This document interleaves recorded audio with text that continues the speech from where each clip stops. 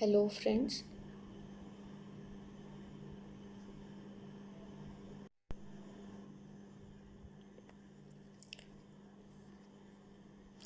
Hello दोस्तों। आज हम लोग क्लास नाइन्थ का फिजिक्स स्टार्ट कर रहे हैं। ठीक है, तो क्लास नाइन्थ के फिजिक्स में ये आपकी लखीम सिंह की बुक है जो एस चांद पब्लिकेशन की है। तो इस बुक से आपको कंप्लीट एक्सप्लेनेशन मिल जाता है, इसलिए हमने यहाँ पे ये बुक प्रेफर की है। ओके, तो आप लोग बहुत ध्यान से सुनिए, एक्सप्लेनेशन पूरा रहेगा और जहाँ पे भी आपको डाउट होगा वो आपका क्लियर किया जाएगा। तो लेट्स स्टार्ट।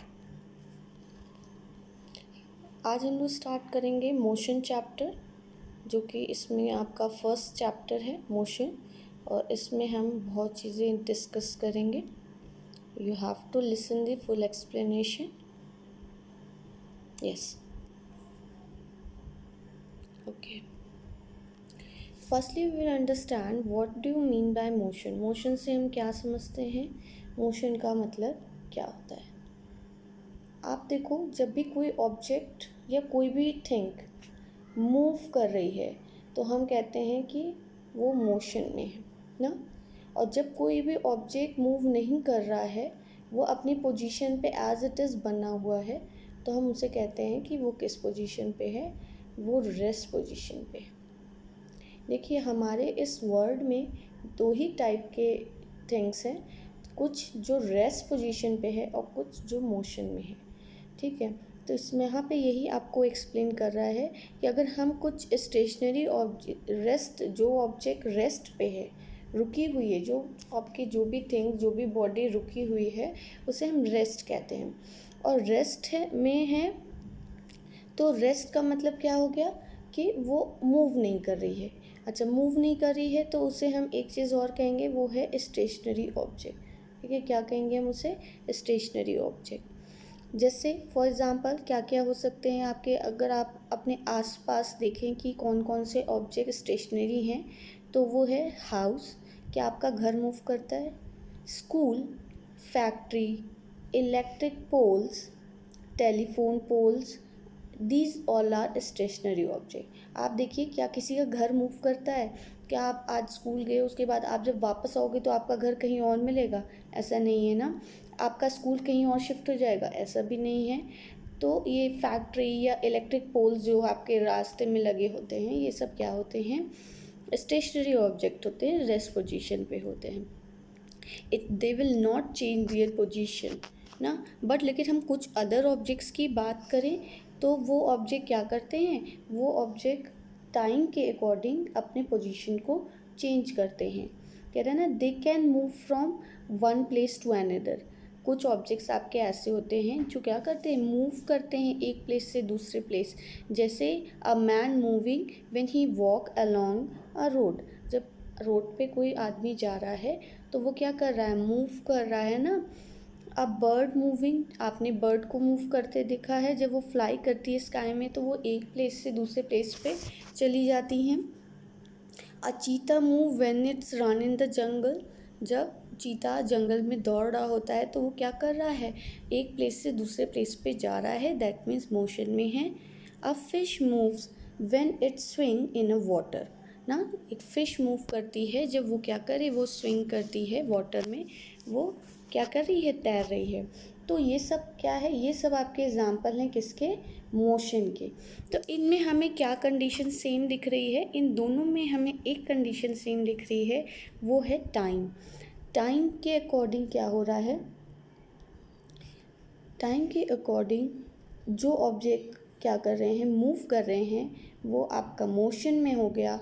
और जो टाइम के अकॉर्डिंग मूव नहीं कर रहे हैं, टाइम आगे बढ़ रहा है लेकिन क्या है, जो ऑब्जेक्ट है वो वहीं पे बना हुआ है, तो वो स्टेशनरी है, वो आपका रेस्ट पोजीशन पे है। तो सिंपल डिफिनेशन ऑफ मोशन क्या हो गई आपकी, कि the body, a body is set to be in motion. हम बॉडी को कब मोशन में कहेंगे, when its position change continuously with respect to stationary object taken as a reference point. देखिए यहाँ पे दो डेफिनेशन हम दे सकते हैं। एक डेफिनेशन हमने कहा a body is set to be in motion, एक बॉडी को हम कहेंगे कि मोशन में है व्हेन इट्स पोजीशन चेंज, जब उसका पोजीशन चेंज हो रहा है with respect to any stationary object, किसी रुके ही ऑब्जेक्ट के कंपैरिजन में उस ऑब्जेक्ट, वो जो दूसरा ऑब्जेक्ट है वो मूव कर रहा है, तो हम कहेंगे कि वो क्या है, वो एक मूविंग ऑब्जेक्ट है या मोशन में है। लेकिन हम एक चीज़ और कह सकते हैं कि a body is set to be in motion when it changes position with respect to time. ठीक है, यहाँ पे स्टेशनरी ऑब्जेक्ट की जगह आप टाइम भी अगर एग्जाम में लिख के आते हैं तो आपका आंसर करेक्ट है। यानी you have to definition to define a motion.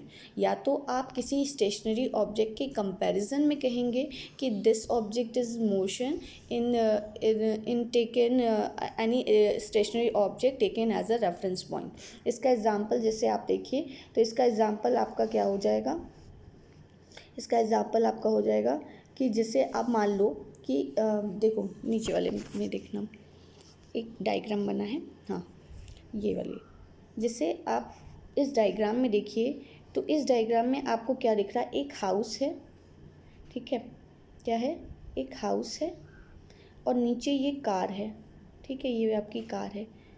तो ये कार क्या कर रही है, ये कार थोड़ी देर बाद मूव कर जा रही है, यहाँ पे आ जा रही है। तो हमने क्या किया, हमने इस हाउस को और इस ट्री को एज अ रेफरेंस पॉइंट या as a stationary object consider कर लिया। अब इस स्टेशनरी ऑब्जेक्ट के कंपैरिजन में कार ने अपनी पोजीशन को क्या किया, चेंज किया, यहाँ से यहाँ चली गई, ठीक है। तो यहाँ से यहाँ चली गई, तो अब अगर आप कार की पोजीशन देखें in comparison to this stationary object तो वो क्या है, चेंज हो चुकी है ना। लेकिन यहाँ पे थोड़ी देर पहले क्या थी, चेंज अलग थी। तो इस स्टेशनरी ऑब्जेक्ट के कंपैरिजन में अब कार की पोजीशन यहाँ से यहाँ आ चुकी है, तो यानी चेंज हो चुकी है। तो ये कार क्या है, ये कार आपकी इन मोशन है। ओके, नेक्स्ट, मोशन आपको क्लियर हो गया होगा। तो अगर मोशन को समझने में कोई डाउट हो तो आप पूछ सकते हैं। और सबसे बड़ी बात कि आपने क्या कहा, the position of the car is changing continuously with respect to stationary object, house और a tree, so we can say that car moving और this car is in motion. हम ये कहेंगे कार मोशन में है। Some other bodies around us which shows different kind of motion. इसी तरह कुछ और भी ऑब्जेक्ट्स हैं जो क्या करते हैं, मोशन आपको शो करते हैं। जैसे स्विंग, झूले को देखा है, वो मूव करता है अपनी प्लेस पे ही, क्या करता है, पीरियोडिक मोशन करता है ना। फिर मैरी गो अराउंड और पेंडुलम ऑफ अ क्लॉक देखा है, वो भी पीरियोडिक मोशन करते हैं। हैंड ऑफ अ वॉच देखा है, वो आपके सर्कुलर मोशन करते हैं। तो ये सब क्या हैं, आपके टाइप्स ऑफ मोशन है, लेकिन मोशन तो है ना।